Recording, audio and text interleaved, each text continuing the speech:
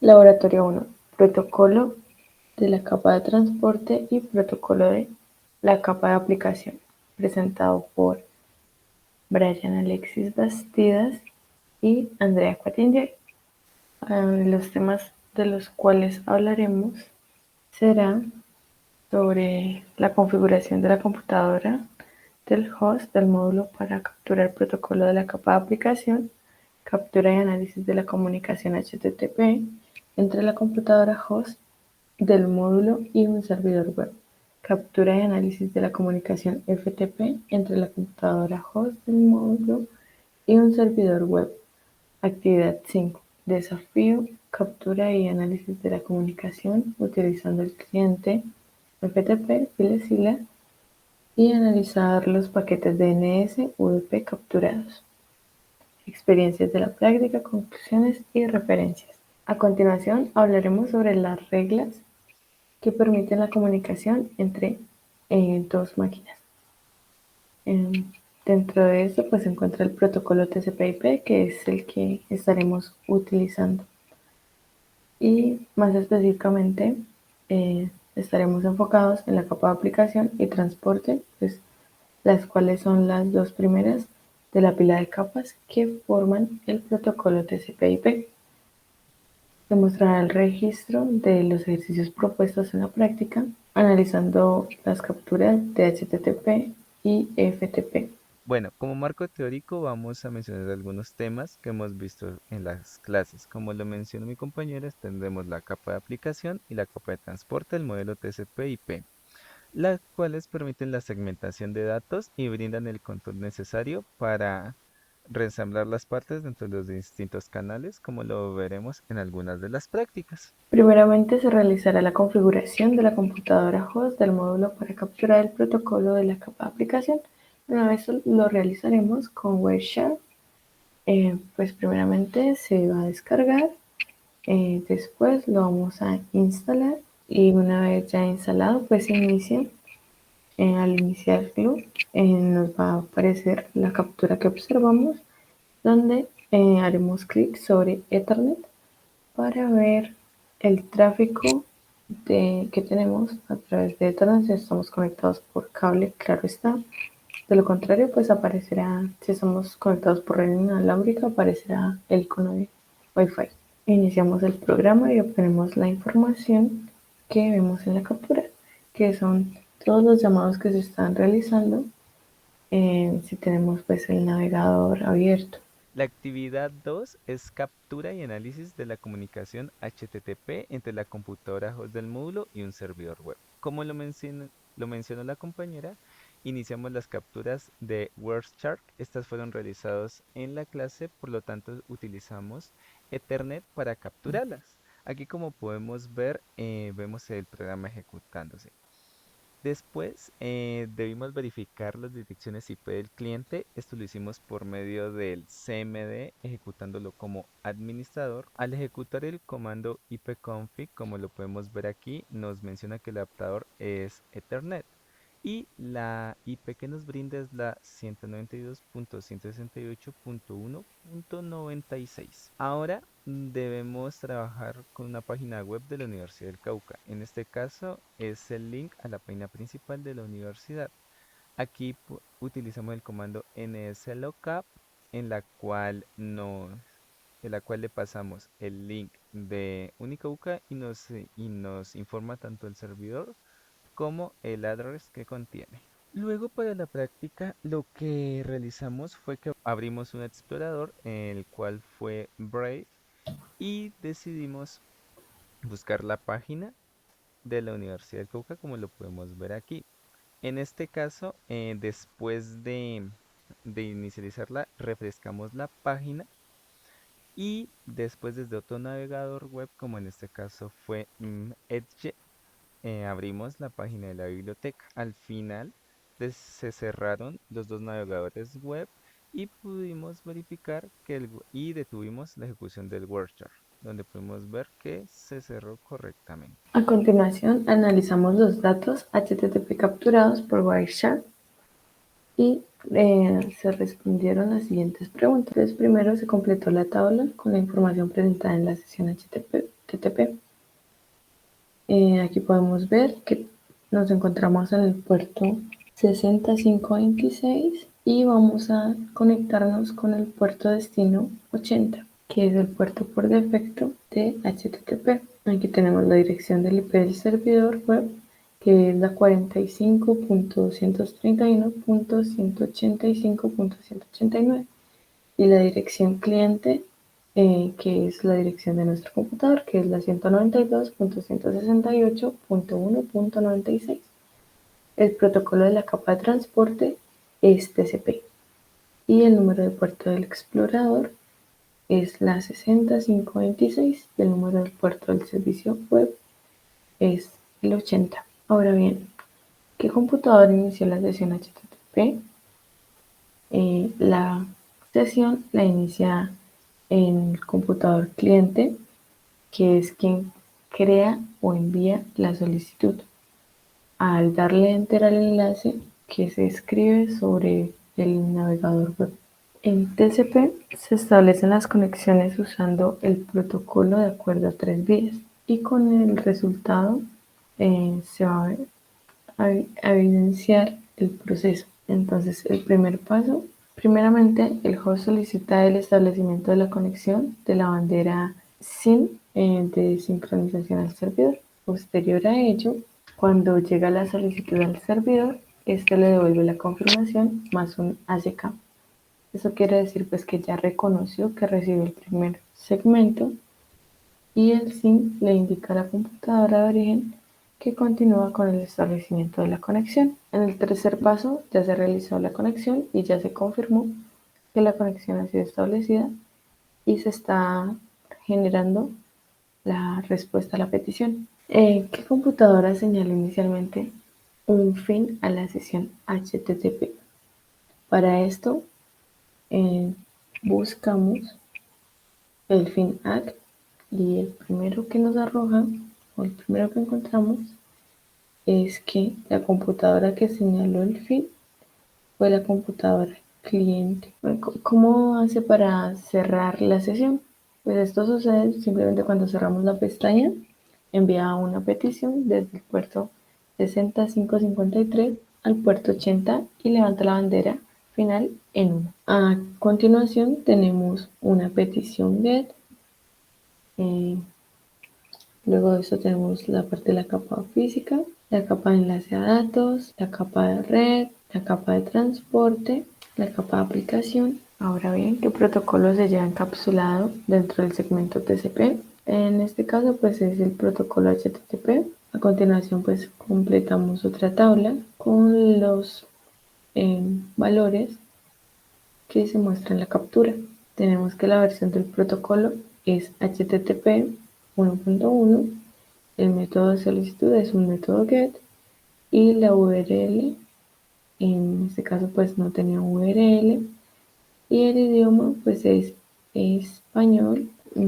Aquí es importante resaltar pues que es la URL es la ruta del documento solicitado, aunque pues no se solicitó ninguna página porque pues es como el pantallazo, la página principal al abrir el navegador en ese momento. A continuación se resalta la respuesta del servidor web y la respuesta del servidor web para la solicitud GET es eh, está acá y la respuesta del servidor que retorna es un OK. Y pues esta respuesta lo que nos indica es que la solicitud fue exitosa. Dentro de la segunda sesión HTTP encontramos el no modific. En este caso fue cuando se volvió a cargar la página y como no se tenían cambios para guardar realmente, sino que ya estaba precargada, entonces nos indica que no fue modificada. Bueno, a continuación voy a explicar la actividad 3, la cual es la captura y análisis de la comunicación FTP entre la computadora host del módulo y un servidor web. Aquí primero que todo inicializamos el CMD como administrador e iniciamos una sesión FTP. Para el ejemplo utilizamos el FTP de unicauca.edu.co. En este caso, cuando le dimos Enter, nos salió que fue conectado a login.unicauca.edu.co. Esto quiere decir que iniciamos sesión. ¿Cómo iniciamos sesión? Iniciamos sesión con un usuario, el cual lo denominamos Anonymous y con contraseña no leímos nada para que así nos lograra iniciar la sesión. Luego, para ver los comandos FTP, escribimos help, le dimos enter y podemos ver que tenemos una gran cantidad de comandos sobre el FTP. Para nuestro ejemplo, inicializamos con el comando dir para mostrar los contenidos actuales del directorio. Aquí podemos ver que tenemos una serie de archivos, los cuales tienen una fecha y tienen, por ejemplo, documentos públicos, facultades, cuentas, Windows. Para este ejercicio académico, lo que hicimos fue dirigirnos a la carpeta de documentos. En este caso, como podemos ver, al dar dir y al dar Windows documentos, podemos ver que nos muestra aquí 4 PDFs. Para este ejercicio decidimos descargar un archivo. En esta línea donde colocamos el get es para obtener ese archivo y en este caso decidimos descargar el archivo el cual se denomina Manual de Liberación de Espacio Outlook 2013.pdf, o sea, un PDF. Después de que logramos descargar correctamente este archivo, podemos ver que nos trajo los bytes necesarios, que se demoró 2.71 segundos, y después de eso decidimos cerrar el FTP con el cual nos dio un goodbye y se terminó esta descarga y el CMD también terminó. Luego, desde un explorador web, como lo podemos ver, lo hicimos desde el mismo administrador de archivos, decimos abrir el módulo ftp unicauca.edu.co. Cuando abrimos el directorio red de Unicauca, podemos ver que esta vez decimos utilizar Explorer. Abrió el directorio raíz y podemos ver que este directorio sí contenía los archivos que nos mencionaba anteriormente, logrando así tener una comunicación FTP y ejecutando este documento de la mejor forma, ya que los pasos se lograron realizar. Luego, cabe resaltar que desde un inicio podemos ver que ya como paso 4 detuvimos las capturas. O sea, desde un inicio realizamos la captura con nuestra aplicación WordChart, la cual ya vimos anteriormente, y analizamos los datos capturados. Primero que todo, en la ventana de WordChart hicimos la búsqueda por FTP y podemos mostrar la captura que nos solicita, la cual es la que tiene la respuesta 220. Como muestra esta captura, podemos ver que cuando en la información tiene el response, nos muestra ese número, el 220, además de que nos la dio en la número 2663. De ahí nos fuimos a la ventana de WordChart y expandimos ese protocolo, el cual, para el cual respondemos la siguiente pregunta. ¿Cuál es la respuesta 20 del servidor FTP? Aquí podemos ver que el código de respuesta es Severity Ready for New User, es decir, que está listo para un nuevo usuario. El servicio se pone de usuario. Luego, por ejemplo, cuando vimos el FTP emite una respuesta 331, es que especifique una contraseña. ¿Cuál fue la respuesta web? Como podemos ver aquí en la línea, podemos ver que es tipo FTP, que la respuesta es una contraseña. Es decir, que aquí nos solicita la contraseña y la cual nosotros decimos darle vacía. Luego una pregunta es ¿qué número de puerto utiliza el cliente FTP para conectarse al puerto 21 del servidor FTP? Aquí como lo podemos ver, el puerto que utilizó es el 62190 y el destino es el puerto 21. Ya cuando, como lo mencioné anteriormente, cuando transfieren los datos o los listados, siempre tiene que tener un puerto destino. En este caso, el puerto FTP utilizado por el servidor FTP, es decir, el puerto 21 es nuestro destino, como lo pudimos ver anteriormente. Y para y luego ya como cuarto paso, vemos cuál es la semejanza entre los clientes de la línea de comando browser y podemos ver que esta semejanza radica en la autenticación, aunque el cliente por línea de comandos se nos pide de manera explícita el usuario y el cliente browser no nos pide el usuario, al comparar los archivos generados por WordShare de fondo, ambos están autenticando de la misma manera. Ya el paso 5 es investigar algunas diferencias entre el FTP activo y pasivo.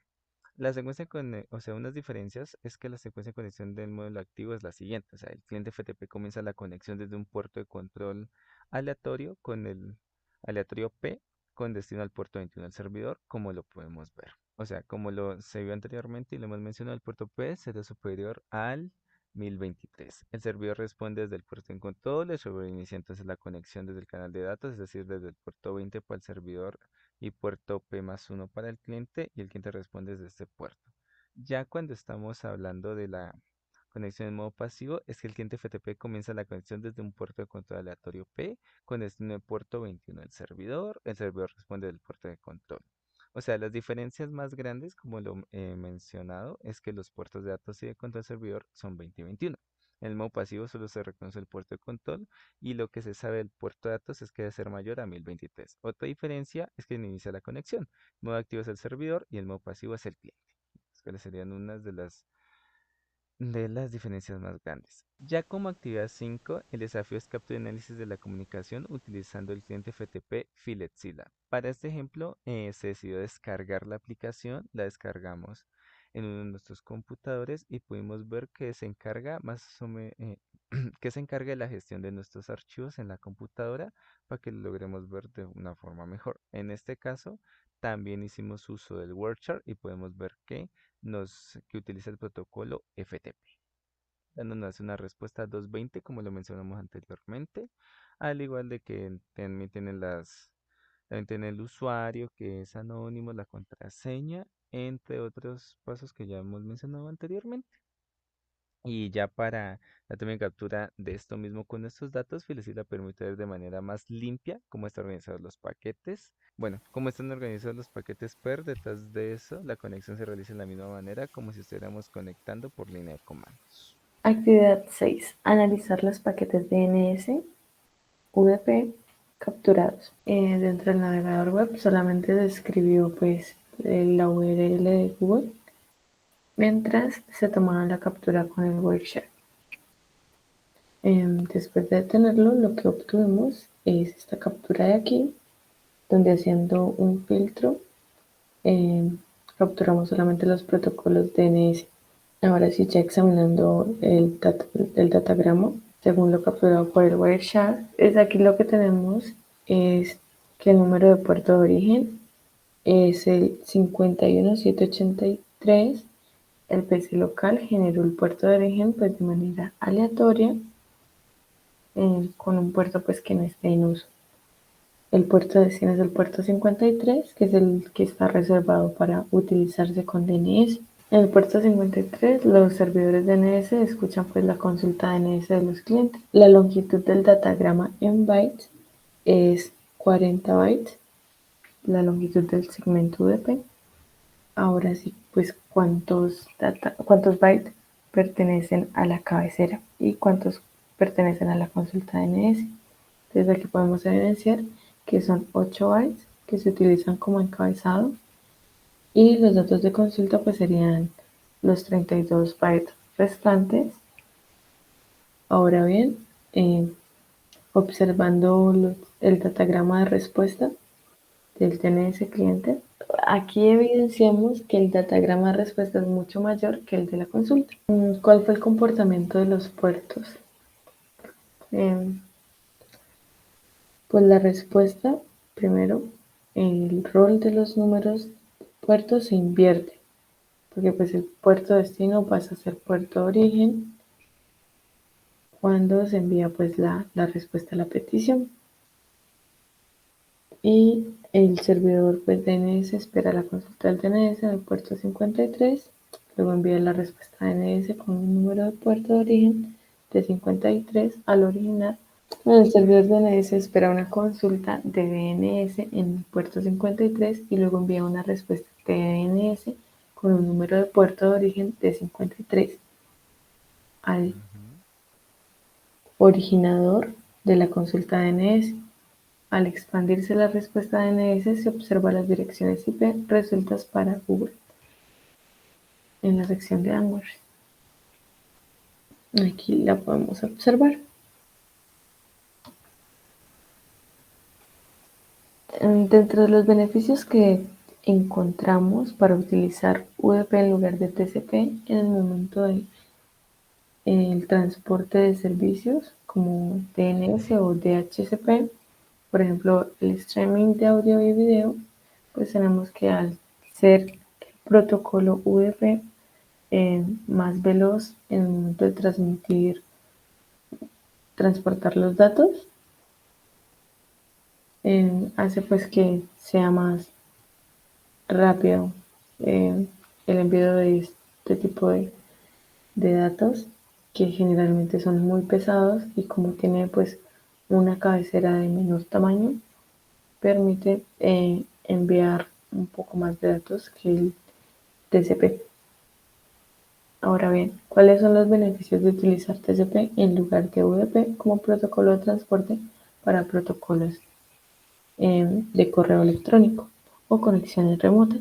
En este caso, cabe afirmar que el protocolo TCP es el protocolo de transporte más seguro en comparación con el UDP, teniendo en cuenta que este pues sí reenvía los paquetes que no llegan, garantiza que sí sea enviado el paquete a quien lo solicitó, que no lleguen los paquetes dañados o corruptos, permitiendo que la información que llega sea totalmente limpia al dispositivo que lo está solicitando.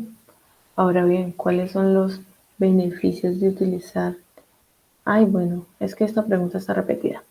La pregunta 9 y 10 son preguntas que están repetidas dentro del documento, así que no hablaremos al respecto de ellas porque ya se mencionó anteriormente.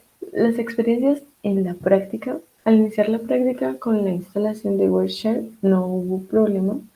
Ya en la parte del tema de 3 días nos fue de mucha ayuda revisar el material de la clase en los videos que se habían dejado en el Classroom para entenderlo de una mejor manera. Y pues no era tan complejo, pero al principio sí, pues como que nos enredamos un poquito. Bueno, ya para concluir, podemos decir que los protocolos de comunicación son de suma importancia para la transferencia de los datos en la red. Como pudimos observarlos en cada práctica, hay bastante comunicación, nos brindan las reglas necesarias para que esa comunicación exista entre las máquinas, como podemos ver el puerto origen a un puerto destino, a través de la red, ya sea Ethernet, Wi-Fi, dependiendo la que se utilice. Podemos ver que, por ejemplo, comparando las actividades, se observa que, por ejemplo, el protocolo HTTP permitía transferir HTML, es decir, que es más gráfico FTP, o sea, que es más gráfico. FTP se centraba netamente en la transferencia de archivos, ya que cuando se accede del navegador mostró texto sin más. El desarrollo de esta práctica ayuda a entender de mejor manera la información suministrada en los capítulos 1 y 4, como lo mencionó la compañera. Tuvimos que tener ayuda tanto de blogs como de videos de YouTube. Incluso en las referencias están algunos videos y unos documentos que utilizamos aparte del material brindado para el curso y que también podemos ver lo que ocurre en cada capa de aplicación y sentándonos también en la capa de transporte, además de todos los protocolos que hemos mencionado a lo largo de este documento, ya que todo fue de manera más dinámica y lo pudimos ver, observar y entender gracias a que se utilizó WordChart para poder visualizar la mayoría de las prácticas. Y eso sería todo. Muchas gracias.